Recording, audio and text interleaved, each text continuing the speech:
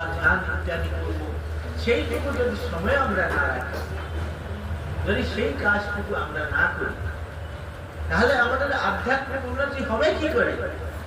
মন শান্ত হবে কি করে? অশান্ত সুখম, অশান্তির দাওয়া নিলে সবাই দুঃখ। শান্ত হবে কি করে? আমরা শান্তির জন্য তো চেষ্টাও করি না কোন প্রকার। ঠাকুর মহারাজ যে মন্ত্র দিয়েছেন, সেই মন্ত্রকে 3 বেলা আপাতত, আমি তো বলি যদি দুপুর বেলা না করতে পারো, কমপক্ষে আপাতত সকাল সন্ধ্যা তো করো। যদি সকাল সন্ধ্যা একটু ভগবানের কাছে প্রার্থনা করতে পারি, আর প্রার্থনা মানে এরকম খালি উপরে উপরে করলে হবে না। যেমন এই সঙ্গে মানে এত সুন্দর প্রার্থনা, এগুলো যদি মন দিয়ে আমরা করি,